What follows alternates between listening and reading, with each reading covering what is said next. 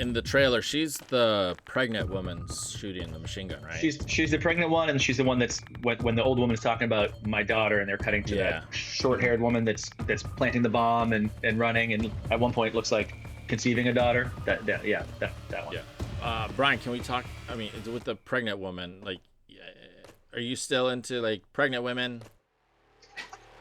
Like, we're not to talk about it. We can always like, What a segue! well, no, when I saw this, like, oh, Brian probably likes that shot. Like, he's like, that's a woman being a woman, but also shooting a gun. I think it's a cool shot. I agree with I thought it was cool. Patrick.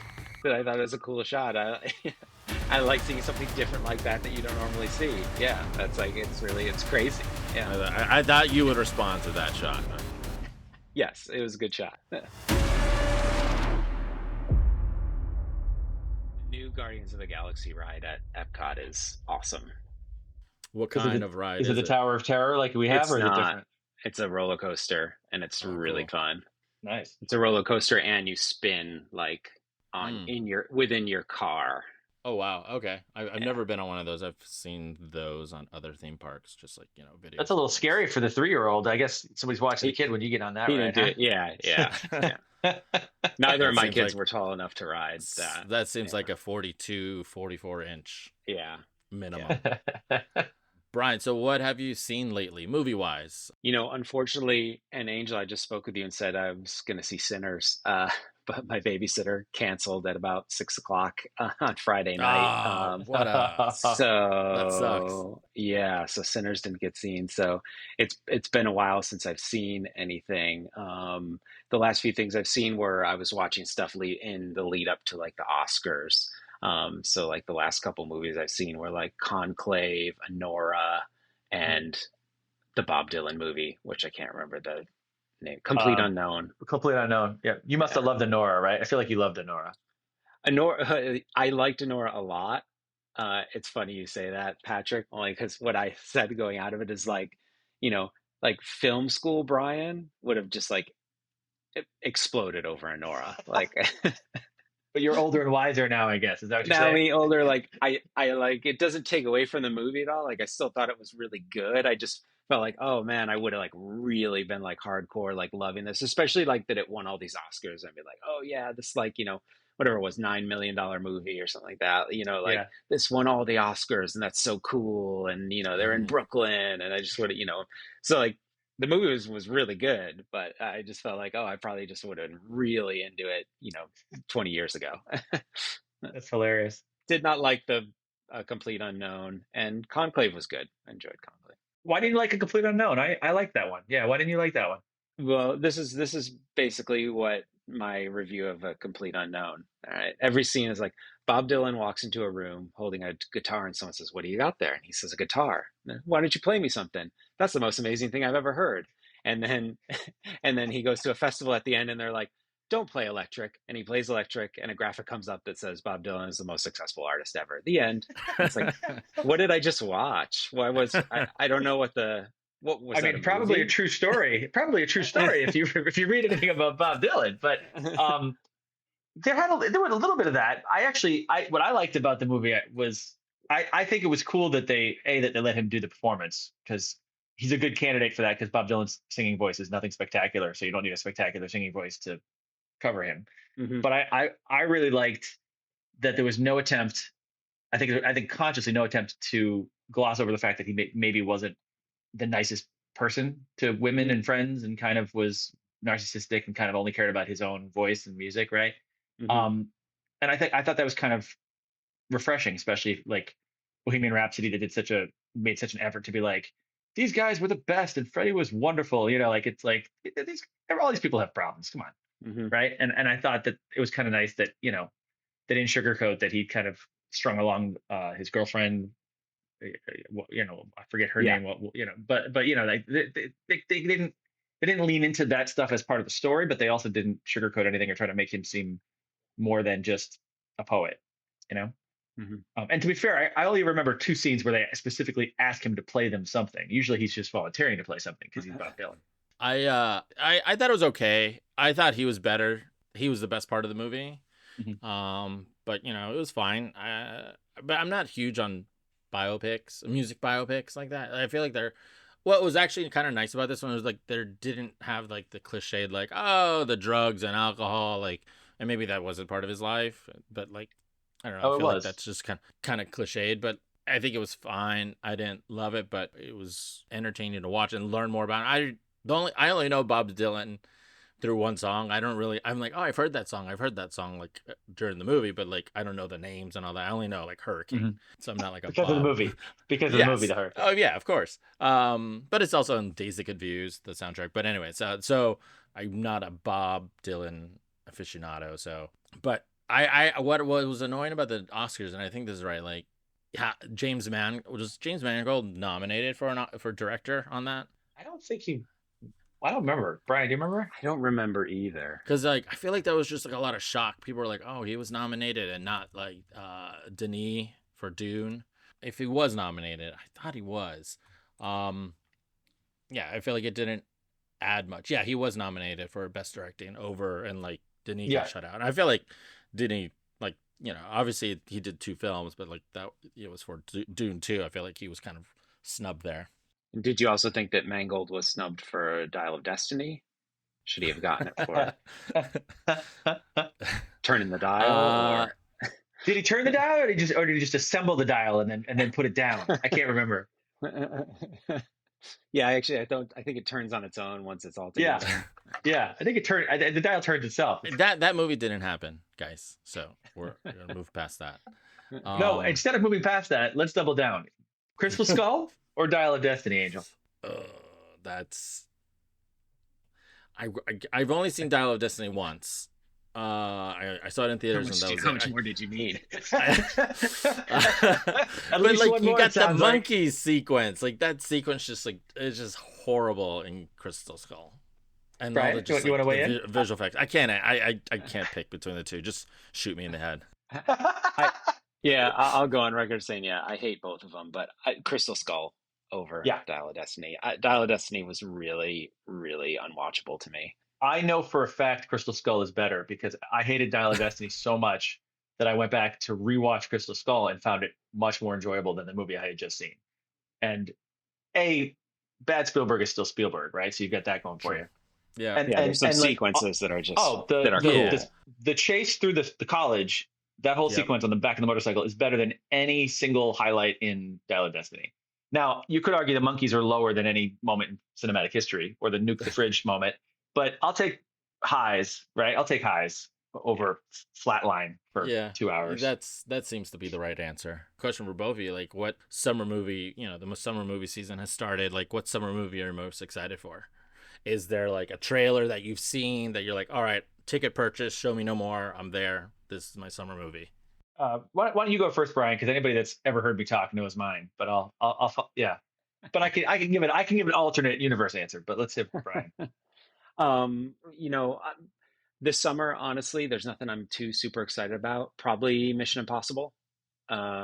Nothing else is really, and even that, to be honest, it's kind of like I just really like what they've been doing with the Mission Impossibles lately, so I want to see it. The trailer itself is not even wowing me so much, but it's more just whatever's baked in has got me excited about Mission Impossible. All right, cool. So, what are you super excited about, Yeah, I was just Patrick? that's what made me laugh. Nothing you're super excited about, Brian? Is that what you're telling us? So so obviously my most anticipated is Superman. Uh, almost in spite of the trailer. I don't actually love the trailer, but I have to be excited about the movie because I need Superman in my life. Oddly, the trailer for I'm there for Mission Impossible because I've been there for every Mission Impossible since the beginning.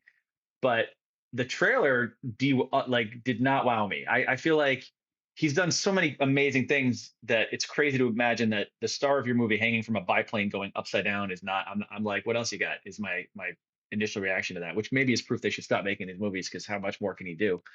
But I don't know. I don't typically like the kind of movie that's in your face with like this is the last one. It all comes down to this. Everything you've done was a warm up for this one. And because then it's like, well, how is that movie possibly going to be good enough to justify that? Like the Exactly. the trailer for Endgame made me really nervous because they had a similar vibe, and actually I do think they stuck the landing with that. But it was like the same thing where it's like, oh, don't don't act like this is the culmination of everything because what that's like when someone tells you that a movie's really amazing and you go see it and you're just like I probably would have liked it more if you hadn't told me how good it was. Hmm. My expectations are just through the roof now. Plus, like, I don't know, do we all really think this is Tom Cruise's final reckoning? If this movie makes $800 million, he's making another one. It might take him a couple of years to get back to it, but like, I don't come on. know. Like I mean, I there's part of me that thinks like maybe he pulls No Time to Die and he dies in this one. Yeah, like John Wick, he's never coming back. Yeah, well, that one's just kind of just dumb. I love John Wick, but like I when I I, saw I this, mean, I can almost predict the last scene in the Mission Impossible movie, right? Where like if they go the Tom Cruise sacrifices himself to save the world route, and then they play the theme song, and they're like, your mission should you choose to accept it. And somebody walks away with like a shifty look on his face. He goes to pull a mask off, and they cut to black. So it's what I mean. Seriously, like it's like is he or isn't he? Is how I they're going mean, to end it, hopefully it's right? not. No, hopefully it's not something like in The Dark Knight Rises, where it's like, oh, he didn't sacrifice himself. He just Well, no, went off to Paris. I think it'll be what they might have done better in Dark Knight Rises, which is if that movie had ended on Alfred's face seeing Bruce and not showing us Bruce, we would have gotten it, and I think it would have been much more interesting.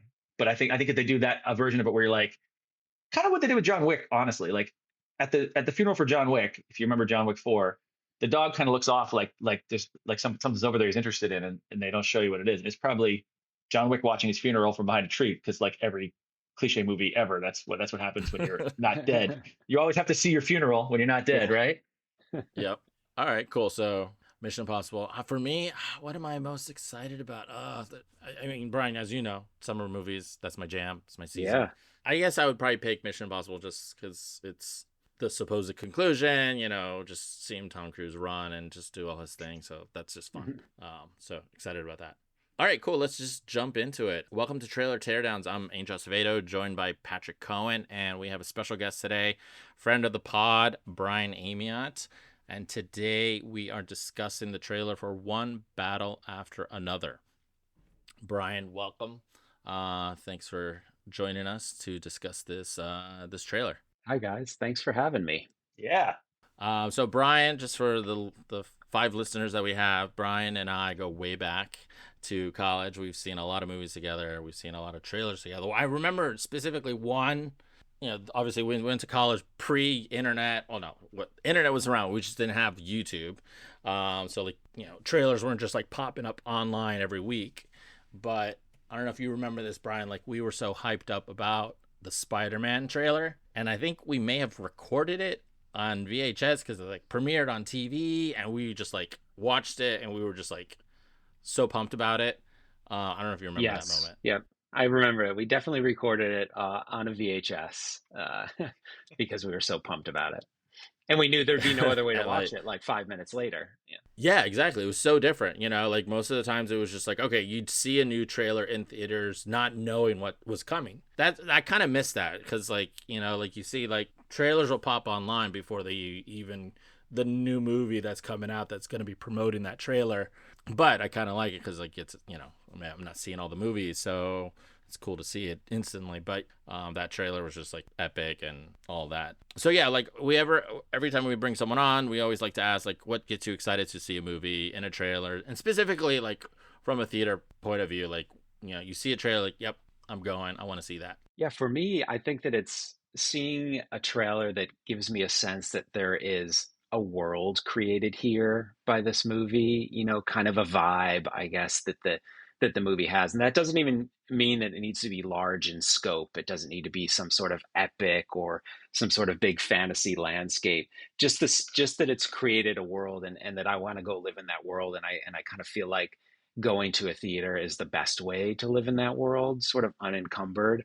I remember a few years ago during the pandemic when all the theaters were closed, and the movie that eventually won Best Picture, Nomadland, came out, and I remember watching that at home, and I enjoyed the movie. But I felt watching that movie like, oh man, I wish I was in a theater watching this. And it wasn't even that the scope was that big, but it just felt like that movie did such a good job of like creating this world, and sort of like, oh, I want to live in this world, and I wanted to just be in the dark theater, can't see anything but being in this world, rather than like being on my couch at home with my phone and whatever else is going on. It just isn't the same. So that's kind of what I look for, is like, do I just want to go live in that world for 2 hours? And that's the best way to do it. Yeah, I get that too in the same way.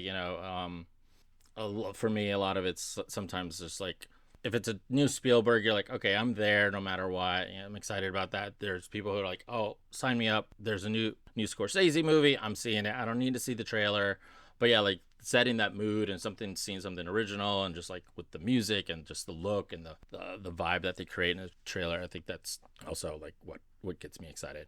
And then for this trailer, we can start going into it. Patrick, if you want to give us the background. Yeah, so this is an interesting one. I want to hear Brian's take on this once we get into it because I know you're a big PTA fan. Is that right, Brian? I am, yeah. Yep. Yeah. So I can't wait to hear your take on this. But today we're talking about One Battle After Another, written directed by Paul Thomas Anderson. I'm going to talk about some of the movies he's done, and we can talk about my favorite is Boogie Nights. I'll talk about why when we get to it. But Boogie Nights, Magnolia, There Will Be Blood. Most recently, he did Licorice Pizza, and this movie stars Leonardo DiCaprio, Benicio del Toro, Sean Penn, and Tiana Taylor. Comes out September 26th, 2025. And this is kind of wild, but if you look at the budget for this movie, if you know anything about his previous movies, they're typically in like the 25, 35, $40 million range. This is like $140 million movie. It's like 130 to $150 million movie, which Huge. is when you think, yeah, and when you think Paul Thomas Anderson, you don't think like 300 million domestic, right? Like in terms of profit. So like Yeah. I don't know if in a world where even Marvel is like, we can't spend this much money on movies anymore. Let's pull back. It's kind of wild that he's got this budget for this movie. I'm fascinated. I would love to be on a fly on the wall for the discussion in the producing circles for how this happened. And it's shot on 65 millimeter film. He still shoots, I think, all of his stuff on film. And Yeah, he apparently, it's does. loosely based on a novel called Vineland, which I'm not familiar with. So that's the movie. I think it feels in the trailer to me very much like a PTA movie. I don't know that I see the budget in the trailer, but obviously it's in there somewhere. We'll have to find it. Yeah, it's interesting. I know that I had heard very before I saw the trailer, and I think when I even saw the trailer, I'd watched it, Angel, before you had, asked me to do this, but I had watched it, and I believe the first time I clicked on it, I didn't even necessarily know that that was the Paul Thomas Anderson movie because I felt like it's been almost kind of a little bit secretive. You knew DiCaprio was in it, but it was untitled, I think, for quite a while. And even there wasn't maybe a lot of plot details. But the thing that you kind of kept hearing was that a lot of money was spent. That was sort of like, I don't really know what it's about. Don't really, don't even really have a title, but that it was his most expensive movie. And like you're saying, Patrick, like his movies have been relatively low budget and they've probably all made money because of that. But because he's not making movies that are making 300, $400 million at the box office. And watching this trailer, I don't know if I'm seeing that money on screen either. I don't know what else is behind the curtain they're not showing. It doesn't seem like why was this that much and not 50, million, Yeah. so I don't know if I'm seeing it. I'll give this little caveat about Paul Thomas Anderson too, which will inform more of what I can say about the trailer in this discussion. I love PTA.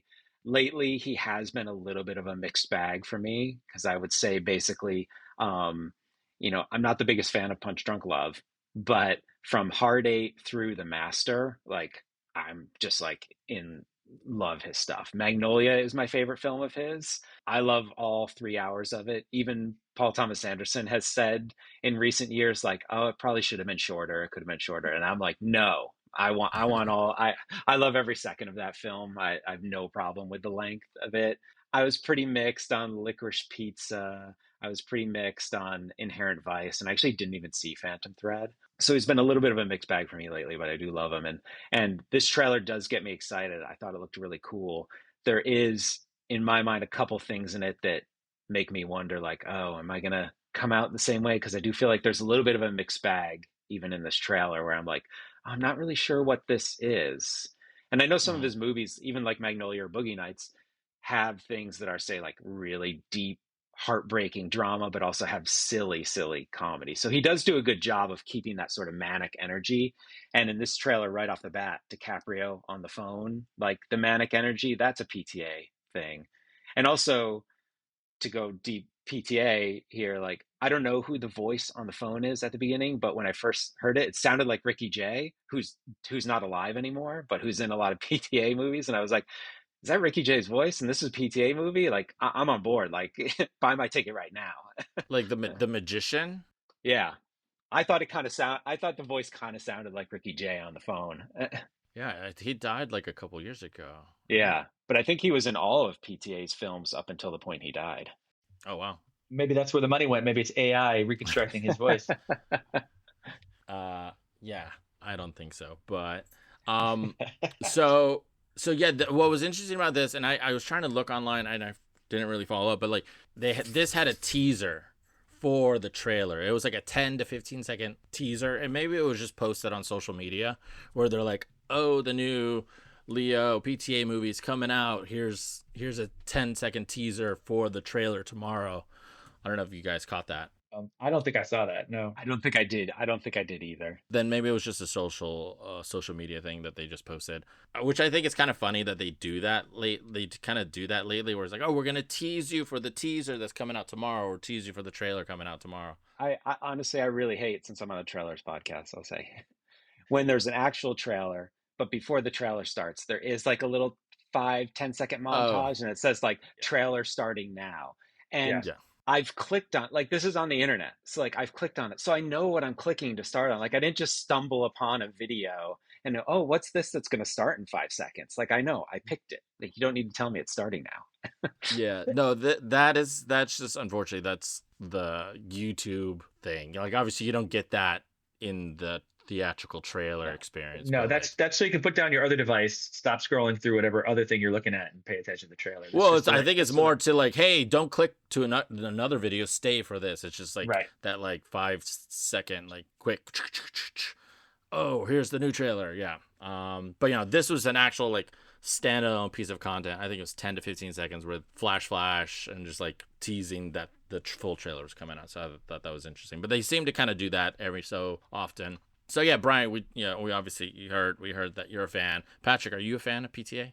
Uh, so I'm more of a mixed bag than Brian is because I wouldn't say I love his stuff. I would say it's significantly more hit or miss for me than hit, um, or miss for me than hit, I should say. Love Boogie Nights, like love it. Part of that is because of where I was when it came out. I was like a freshman in college who was still coming out of his repressed Catholic, so like a movie about a porn star it just hit at the right time for me. What I will say about his movies is he gets the best performances out of people. Like you get some really fantastic performances. Personally, am a believer that Mark Wahlberg is not a actor. I think he's a Mark Wahlberg who occasionally gets to be in movies. And in that movie, he's an actor. He's great in that movie. I mean, I think you watch all of his movies. I mean, I don't like Punch Drunk Love. Sandler's performance is great in it. He gets great stuff out Hmm. of people. And I mean, even There Will Be Blood, right? It's hard to say he's getting a great performance out of somebody who always gives a great performance. But I mean, all of his movies lean on the actor to you know what I mean? Like obviously the cinematography is great, that it's always his unique vision and all that stuff, but like it's really performer front and center. So I that's what I like about his movies the most. I will say I like Magnolia. I will say I think there are moments where I'm watching Magnolia and I'm thinking I don't really understand this movie. And maybe it's just not my wavelength and his wavelength. They're not connected. Maybe he's smarter than me. Maybe he's a little more esoteric than me. But whatever it is, I feel like there's moments in that movie where I know he's saying something and I don't know what it is. It's like reading poetry where you're like, this is beautiful, but I don't know what you're trying to say. And I have that sense a lot of times with his stuff. Um, Mm-hmm. I really did not like The Master, which was the last of his movies that I saw in theaters actually. And then I don't think I ever saw Licorice Pizza or Phantom Thread. And I think, typically with me, I think I appreciate him as an artist, but it's not my vibe. Is how I typically feel about his stuff. On that point, I'll tell this story because we were talking earlier before we started recording the pod about film school, Brian. And for the listeners, Angel and I went to film school together. But probably around the time it was probably around the year 2000 because I feel like maybe it was promotion for Magnolia. I guess that was maybe 99. But right around that time, there used to be a show on IFC, the channel IFC, when it was the independent film channel.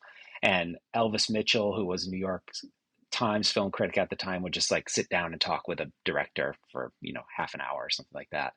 And I remember watching a Paul Thomas Anderson episode, and he was just sitting there and like he was maybe 30 at the time. He was pretty young, and he really only made like Hard Eight and Boogie Nights. Magnolia was coming out, and he was just sitting there like smoking a cigarette, and he was talking about, oh, I went to NYU film school and my first day of screenwriting. I guess like maybe Terminator 2 had just come out, and the instructor said like, if anyone's here to write Terminator 2, like just leave now.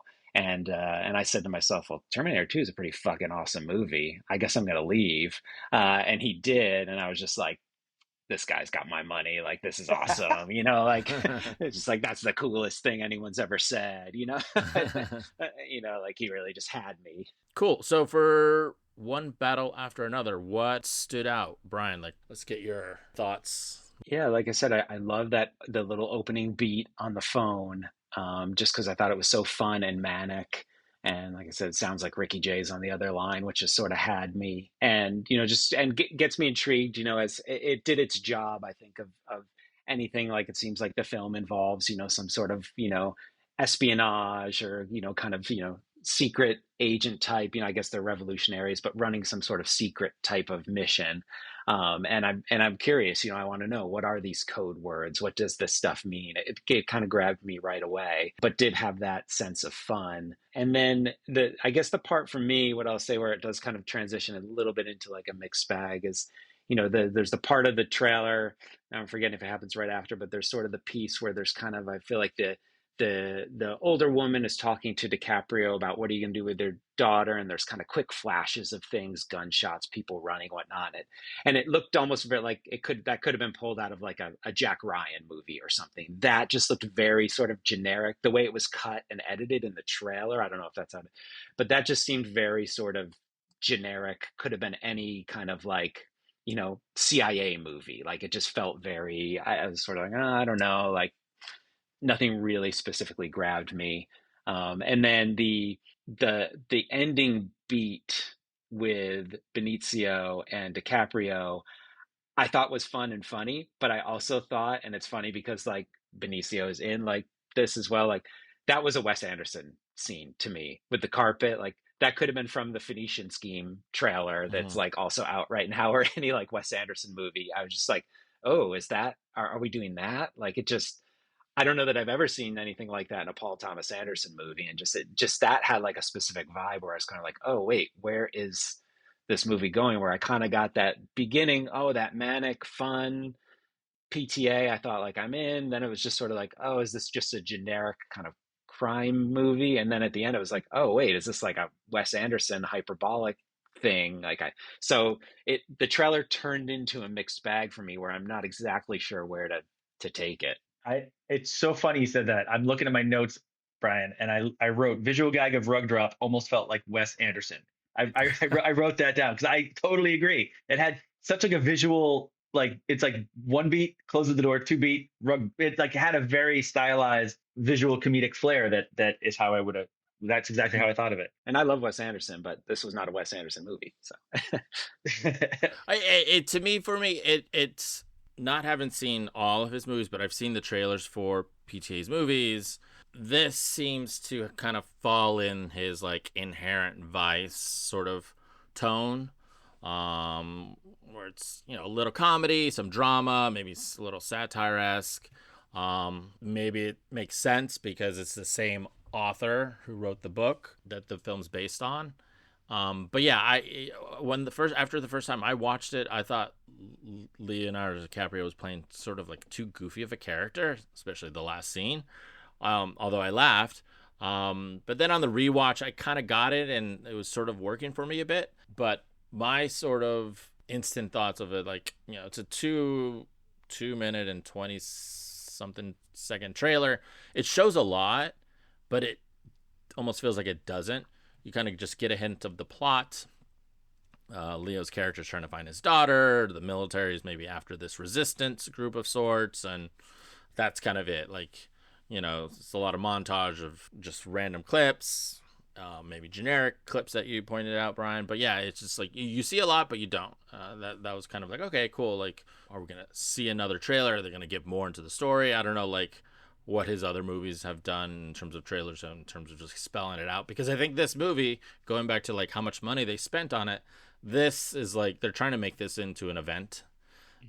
Like really, you could just tell with, I mean, even going to like that 10-second social media teaser for the trailer, like they're trying to build this up. And it's like, even with the title cards that they use, like this fall from writer director PTA, though, like I went back and looked at all of his trailers for his movies, and yeah, I think other than like the first two films, they obviously like throw his name in there. It's like from PTA, he's a voice, he's like this auteur that people will want to see. So like knowing that he's behind the film is crucial. But like this was like the biggest. It was like full screen title card.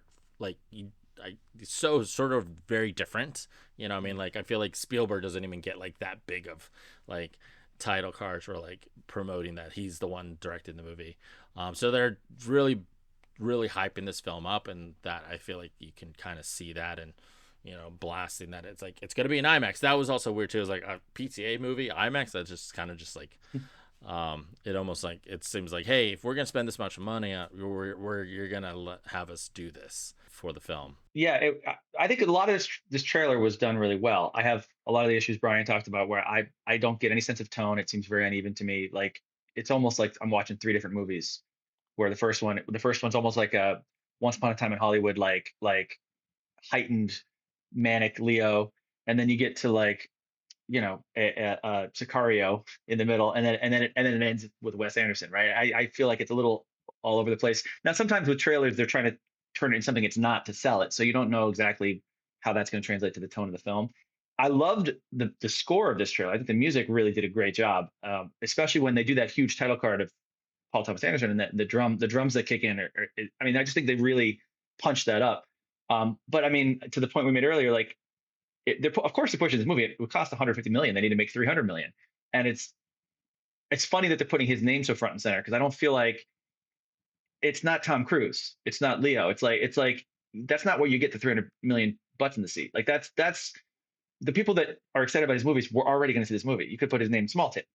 Yeah. I think it's funny that they're leaning on that so much for the trailer. But I mean, things that stuck out to me were the pregnant belly with the machine gun. I think that's a really cool visual that seemed like really fun. Um, and I loved, as a James Bond fan, as somebody who grew up loving Maxwell Smart, I love the idea that this amateur just can't remember these stupid catchphrases, and he's at this very heightened moment where he's trying to get his daughter back. I really like. There's a lot of stuff in there that I like. I just don't really have a sense of tone here. And again, I love Del Toro. I love the idea that he's touting at least twice in this trailer. He's talking about you got to be brave.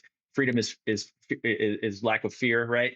And then he hides at the end. He gives Leo the pep talk about how you need courage, and then you can tell he's like, all right, I'm gonna duck and cover, which I think it's really interesting stuff. I don't really know what this movie's gonna be yet. And it's weird, Patrick, to circle back on what you said about what PTA. It's one of these things. I'm like, fingers crossed for this one, being so good with actors, because the way this trailer kind of tonally is all over the place, and because of that last gag with the rug, it's sort of like, I think about the scene in Boogie Nights, the Alfred Molina scene, and it's like Molina, Wahlberg, Philip Seymour Hoffman, and John C. Riley. Any of those guys could just chew up a scene, but he makes it Wahlberg, Philip Seymour Hoffman, and John C. Riley are not chewing anything, and he lets Molina just do it all. And Mm-hmm. that scene is so crazy.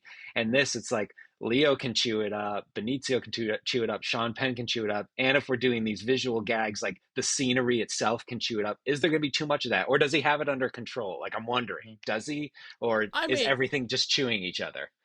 I mean, again, not like I'm not looking at again. Just I've seen half of his movies. It seemed like Boogie Nights, like it has comedy, it has like that Yeah. heart, but there is like there's dark stuff in there. It has like tonally, it's kind of like can be all over the place too.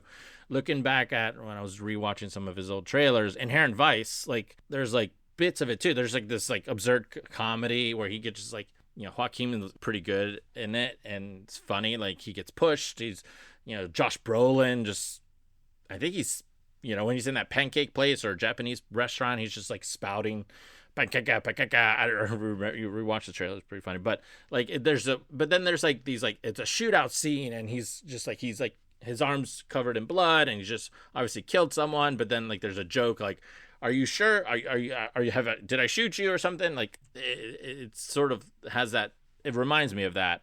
Mm-hmm. That sort of mixed bag tone. Yeah, I could see that definitely leaning more into the Inherent Vice angle of what the stuff that was done in that movie. Yeah.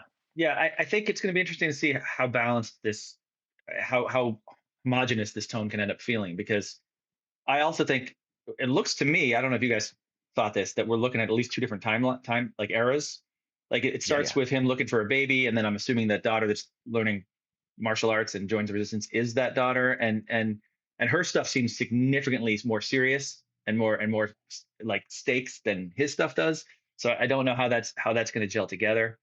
You Mm. know, I think it's one of those things that I don't think anybody's as good at it as Tarantino, where like a scene can be hilarious and terrifying at the same time, right? If you think about the opening of Inglourious Bastards, like Christoph was charming and laugh out loud funny as he was murdering Jews, right? Like you don't lose necessarily the weight of that. And I don't. One of the reasons I like Tarantino, even when I don't necessarily think the movie was perfect, I always feel like I get what he was doing, and he's able to kind of juggle these things.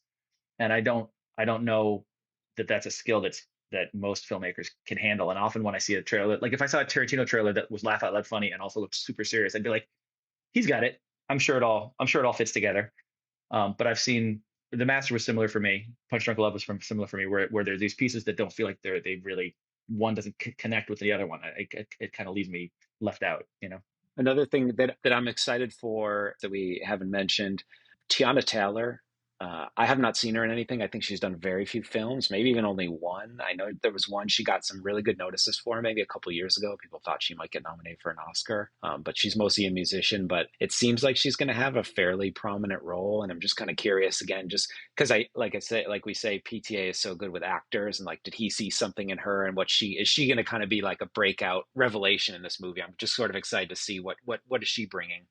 Well, he directs music videos, doesn't he? Maybe he did he work with her on a music video? I didn't do That's any research on possible that, because but he does do music videos, so maybe yeah. yeah, the only thing I could find that she's done is Coming to America,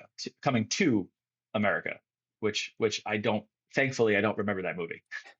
I've never. This is the first time I've said the name. She looks familiar, but like the name doesn't ring a bell.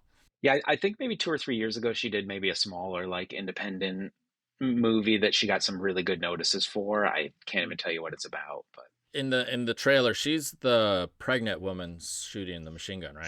She's the pregnant one, and she's the one that's when the old woman is talking about my daughter, and they're cutting to that Yeah. short-haired woman that's Yeah, and planting she's the running. bomb and running, and at one point it looks like conceiving a daughter. That one. Yeah. Brian, can we talk? I mean, with the pregnant woman, like, are you still into like pregnant women? I got her. We're not to What a talk about it. We segue! can always like, What a segue! well, no, when I saw this, like, oh, Brian probably likes that shot. Like, he's like, that's a woman being a woman, but also shooting a gun. I think it's a cool shot. I Yeah, agree I with thought it was cool. Patrick that I thought it was a cool shot. I like seeing something different like that you don't normally see. Yeah, that's like it's crazy. Yeah. I thought you would respond to that shot. Yes, it was a good shot. A couple other little things that I at first, like, I didn't realize. It took me a couple watches and I was like, oh, that's Sean Penn, like, because they say his name like he's in the movie, like, they do the run through of like names, but then, oh, he's the military guy. At first I didn't notice that was him. I don't know if you guys thought the Was same. it? Because I was watching it thinking that must be who he's playing, but it didn't quite look like him to me. The Steve I know that Lockjaw guy that attacked his house. Yeah. That Yeah, that's him. Okay. Like, Okay. it took me a couple of watches, and I was like, "Oh, that's Sean Penn." Like, it doesn't look like he looks different. I think he's just getting old. Maybe. There's a shot of Sean Penn. Speaking of Sean Penn, do you think he's related? Not to, I don't know if you like to just dissect into like, oh, what the story is, and you could probably obviously maybe look this up. But Sean Penn, do you think he's related to Leo's character? Because he grabs that photo of the child and he like holds it close, like he's trying to take it in. And like, do you think he's related? So I got the sense that that photo was about the kid, and so I'm wondering if he maybe like abducts, because I don't know where in the timeline that moment is where he takes the photo.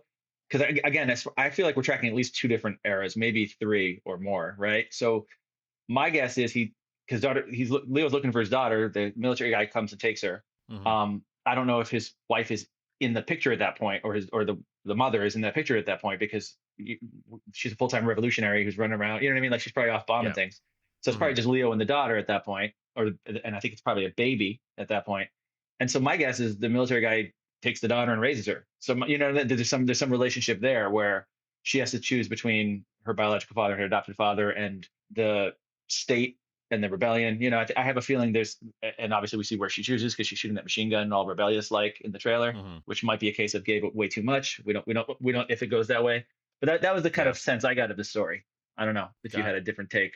I guess I definitely sense there are two setting, like two timelines. I think, like the early first whatever portion of it is like he meets his Tiana's character. He joins the revolution via her. They have a child, and then he's embedded in this revolution for a number of years. His daughter grows up. She's part of it, but then like the military are trying to kind of disband this, and they in doing so they kidnap, arrest, or whatever the daughter, Leo's daughter. But yeah, I just thought that was weird where he grabs a photo and it's like it's Yeah, almost like an emotional moment for him. It's like, oh, this is my granddaughter. I don't know.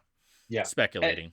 and again, going on the tone, like if you just take the beginning of the movie with the past words he can't remember, or the ending with the Toro as the rebellion like coach or sensei who's like not really good at this, and you wonder like, is this like a wag the dog like satirical revolutionary kind of movie, or is it played straight? So like maybe the general just thinks she's hot and he lusts after her. Like, it could be, depending on what kind of tone we're talking about, could his motivation could be either Mm-hmm. rooted in reality or not, right? So it's hard to say. Yeah. Brian, did you have any theories? Yeah, I think that I was kind of thinking about the same thing that Patrick was saying, and that, that to me it seemed like maybe at some point the Penn character winds up with the daughter, and probably the second timeline is DiCaprio trying to sort of get her back, or get her to his side type thing. That's what I kind of thought it was implying. And that that the Penn character has kind of been like the Tommy Lee Jones to his fugitive, where he's just sort of like always been following DiCaprio for years, do whatever he can do to get to try and get at him. Mm-hmm. All right. I forget. I think, Patrick, maybe you touched on this, like the music. I like Mm, the music used in the trailer because it feels like it's wholly original, created for the trailer, and maybe it's music from the movie that they incorporated into the trailer, because it just doesn't feel like your standard generic trailer music library that a lot of the movies nowadays just pull from.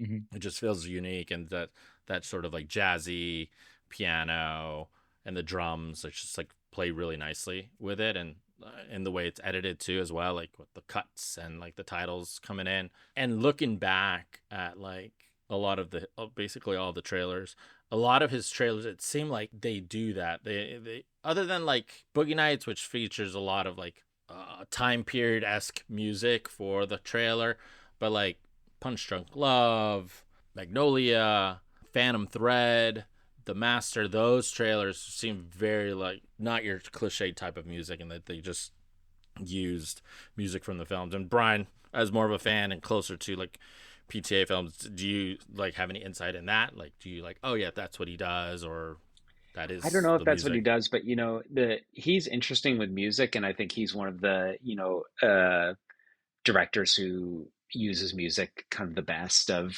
in current days. And I think that early on he got a lot of Scorsese comparisons, and there are Scorsese comparisons, and especially Boogie Nights in specifically has a lot of pop music in it, pop hits of that time and whatnot, that had a Scorsese vibe. I feel like he's moved away from that a bit. Not that he doesn't use that kind of music, because he certainly still will in his films, in certain films, but also I think that his scores are really good. I mean, like, I love the score for like There Will Be Blood, Mhm. and especially at that point in his career, coming off a few movies where he did just kind of do some needle drops in films with popular tracks, and then There Will Be Blood, really different feel, and just like has an awesome score. So I feel like he's always been really great in his use of music, whether it be soundtrack, pre-existing music, or an original score. I don't know if this is true. I can't remember where I saw this or heard this on another podcast or read this. Like, apparently PTA cuts his own trailers. Is that? Do you know anything about that? I've heard Oh anything. no, I had not heard that. I can't remember where I heard that, Well, that's but cool if it's true. I could Yeah. kind of see that maybe with like this Boogie again. I earlier today I like ran through like did like just some marathon of like all his trailers. Boogie Nights seems very studio cut, but like Phantom Thread, Inherent Vice, this they all kind of had, and the Master as well, just had a very kind of like auteur approach. Like, oh, this seems doesn't seem like marketing, doesn't have marketing's hand on it, so to speak. But I was just curious if you heard that as well. I don't know if it's true, but it's Yeah, I mean, I think it may not feel like classic corporate Hollywood 3 act structure, but I mean, it is very much 3 act structure. So if he did cut it himself, he's still kind of following the rules, right? Because it still is cut. It has a very clear beginning, middle, and end. It's not very esoteric and very kind of you have to see the movie to see what I'm doing. It tells a story, right? mm-hmm. But I don't know. I think again, tonally, I think Leo's gotten really. I mean, he's always been great, obviously, but I think he's getting really good at playing out of your depth, panic, but trying to hold it together and failing kind of characters. I think he's gotten really good at that. Like Don't Look Up and Once Upon a Time, he's often kind of off spinning out of control a little bit, right? And trying to hold on. And I think he's getting really good at that. I kind of like the moment at the end of the trailer where he calls Del Toro like brother, and then he catches himself. He's like, Sensei, he like forgot what the rules were. It's like he's trying to be a good student, but Mm-hmm. it's not doesn't come naturally to him, which I thought was kind of fun. Again, if that's the movie, I'll probably enjoy the movie. That beginning frantic Leo and ending frantic Leo minus the Wes Anderson rug drop, I think is my kind of PTA. That's the kind of stuff that I think I would like. And I think for me, what I think is just, like I say, overall, I really like the trailer, and what I think is cool about it is the fact that it is an enjoyable trailer that's showing us all these kind of moments that we did like, and also gives us these talking points where it's like, oh, like this could be the story or that could be the story, and or it might be none of it. And whereas I feel like we could easily probably pull up trailers off the top of our heads where it just basically tells you all the beats of the story. And this one, it's like we don't really know, but we're still intrigued, and that's what I liked about it. Is coming out of this not really knowing the story, but it's like there's enough there that's like, oh well, I want to know. I want to know. Was there a favorite moment that you loved from the trailer? For me, definitely the opening phone call. Just again, I love that manic energy. Love that he can't remember the password, and then when it comes back 2 or 3 beats later, when he says another thing like, can we just not care this much about these little words, or I forget what he says, but like comes back to him on the phone 2 beats later, and it's a good payoff to the opening phone bit. I already said it, but I think the pregnant machine gun is my favorite moment in the trailer. I think it's the one that it's the one that's gonna stay with me a couple weeks from now when someone asks me about if I saw this movie trailer. It's what I'm gonna say. Oh yeah, that was pregnant woman shooting machine gun. That's like the image. Yeah, it's a striking image. Yeah. Mm-hmm. I like the last scene with Leo and Benicio. You guys are really describing Wes Anderson-esque. I thought again initially when I first saw it, I was like it threw me off, but then on the rewatch, I was like it's funny, plays very improvisational a bit in a way, but I also like when Leo jumps out of the moving car, and it's almost in a single take. I know there's like the camera's looking at him, and then we cut behind him, and he jumps out. His stuntman jumps out and rolls. I thought that was just cool, and just like there's no other cuts there. You see him like hit the ground rolling. I thought that was pretty cool. Yeah. So YouTube comments, a couple comments that I pulled out. I thought they were kind of fun and something to talk about. I don't know if you knew this. So like when this trailer came out, Leonardo DiCaprio launched his YouTube channel with this trailer premiere, which I think also kind of is like, hey, we need to hype up this machine. Yep. Leo, can you get a YouTube channel butts going? And seats, butts and seats, butts and seats. So like, here's one comment related. A lot of the comments were relating to like, oh my God, Leo has a channel on YouTube and all that. This one is related to that. So the comment says, "This is so wild. Leo, don't read the comments. The internet is kind of toxic. But in case you're reading this, I think you're awesome. Thanks for all your work, buddy." Smiley face. Now Leo can relax. Now Leo's feeling better. Ooh. Ooh, yeah. Because for a moment there, he did feel like maybe this was toxic, but now he's okay. This one I thought I don't know what they were watching, but Benicio and Leo in the same scene. Wow, I was sure they were the same person, twins at the very least. I hope they play brothers. Been waiting to see that happen. If there was video of this podcast, you'd see Brian and I both made like that dog looking at a squirrel face. Like what? What? Yeah, that was funny. Like Again, like, what were they? Were like half watching? Were they watching like on a like an iPod screen? I don't know. Like, Have but they Can't even seen really people? can't even really picture them as fraternity brothers. but hey, this person was like, "This is the casting I want to see," and finally they're getting it. Um, and the last comment that stood out: Leonardo DiCaprio teaming up with Paul Thomas Anderson is an absolute dream combo. What do you think? Are you excited for this combo? I mean, I think Leo teaming up with any filmmaker is a dream combo because I think Leo's great, and I think I think anytime you like if Leo was going to do another like a Spielberg movie, I'd be like, what a dream combo. If he was going to go do another Scorsese movie, I'd be like, well, the dream combo strikes again. I feel like it's Leo. If he did another Tarantino movie, if he did like that's how I feel when he does any movie, right? Unless I don't know who the director is. But then I'm sure the director feels like this is a dream combo. I get Yeah. Leo. I get Leo. Yeah, pretty dream combo. It's cool. It's also kind of got that I know other people have mentioned this or read this and like thing or like written this and things about the movie of and I think it was pretty well publicized that Boogie Nights I don't know if it got offered, but was like PTA wanted Leo to do Boogie Nights and didn't get him at the time. And like Boogie Nights came out the same year as Titanic and just sort of, the different trajectories that their careers took after Boogie Nights. And, now they're Yeah. finally working together. Yeah, no, obviously Leo's got his pick of the litter in terms of his projects, and he definitely wants to work with like those standout filmmakers. So kind of cool. Again, I'm kind of tired of the Scorsese DiCaprio. Like, okay, all right, we're getting that. We've gotten that a lot, so it's cool to see him working with another director. Yeah, and the other thing that, is always for me and you probably for you guys too exciting about Leo is, again, he makes these, kind of quote unquote adult movies. Not necessarily, some of them, a lot of them may be based on previous material, but they're sort of not, not a commercial IP like a comic book, or something like that, like that maybe this is based on a book, but not something that is in that same vein of, rebooting a TV show or something like that. He's, Mm-hmm. just doing a lot of other interesting stuff that we haven't necessarily seen before. Yeah. All right. I think we can go and start our verdict and discuss. So, Brian, as our guest, what's your rating? And just to recap for you, these are the ratings we have. So the question is: are you seeing this movie? Are you going to see it opening night / theaters? Will you stream it if nothing else is on, or a hard pass? For me, I'll give two and they're the same, and it's theaters. And without even seeing the trailer, PTA and Leo, I'm theaters for that. But after seeing the trailer, I would be the same way. The trailer got me intrigued, even if it was, just someone else. It looks cool.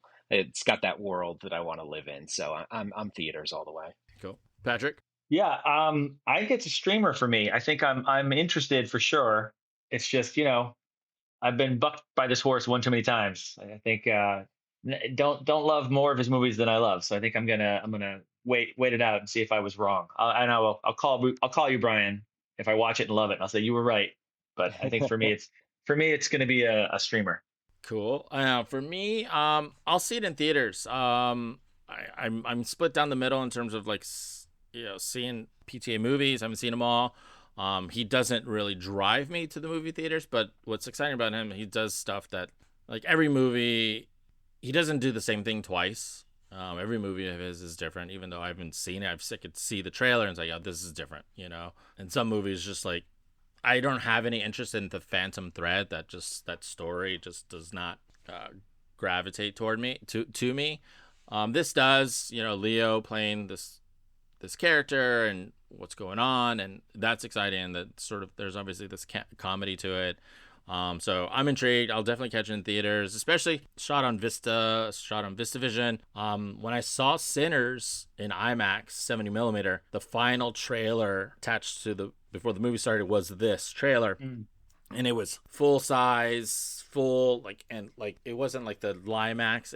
It filled the whole screen at Universal City Walk, and that looked really cool. I don't know if I'm curious if the whole movie's gonna be that way. I would definitely try to see it that way. And it was interesting, and this may have been a niche audience, but when that trailer ended, the audience clapped and cheered at the end of that trailer. Well, Probably they were all just like the film nerds, but people were like pumped about it.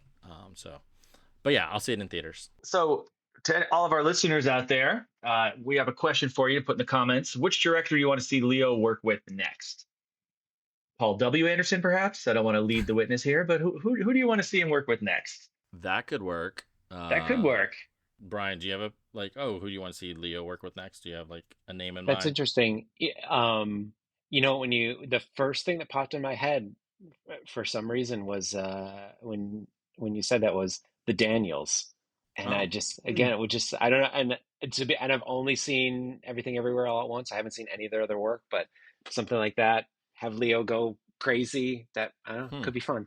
That was the Hmm. first thing that popped in my head. But I would love to see him work with Spielberg again too, Yeah, I think that's. I feel like that's overdue. because Catch Me If You Can is I love it. I think it's super underrated, and I'd love to see them do something else. Patrick, you got a director he should work with?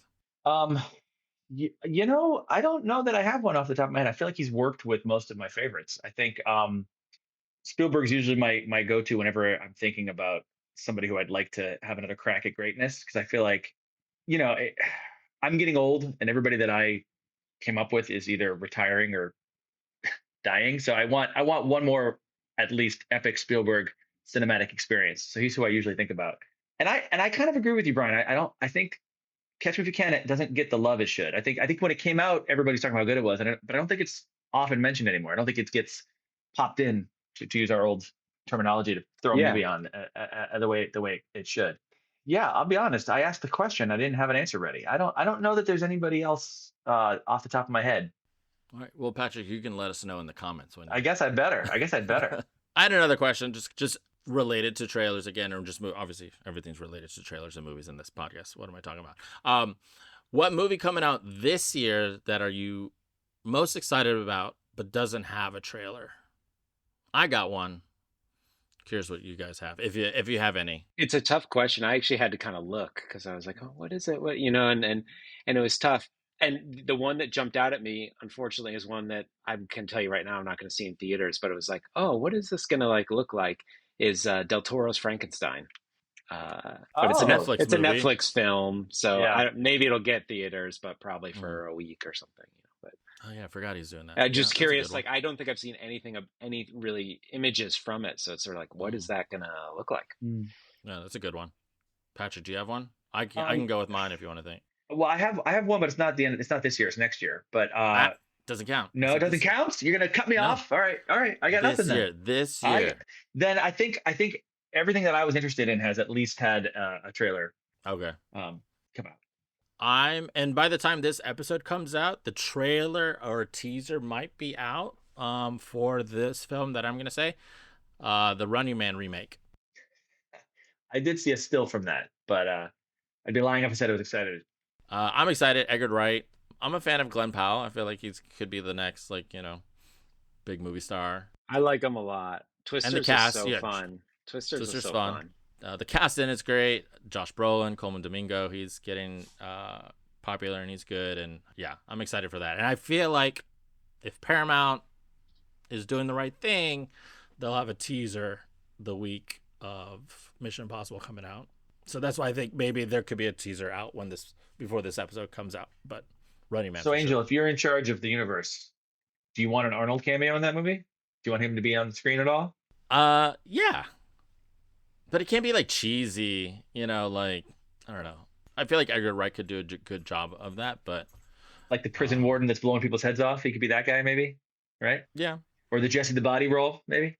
Supposedly this remake's gonna be closer to the book or the novella. I've actually read it. I've actually read it. Yeah, it's very short. If it is more closer to that, it's about a 20-minute movie. Okay. I guess we can wrap this up then. All right. So Brian, thanks for joining and helping us dissect this and hearing your thoughts and all that. Yeah, thanks for classing up the joint. Thanks for having me, guys. I'm honored to be here, and it's always great to talk with you guys. For those who listen, we'll have the poll in the Spotify. Let us know if you're seeing the movie or not. And as always, you can find all the movies we mentioned and fact check some things in the notes. And yeah, thanks for listening.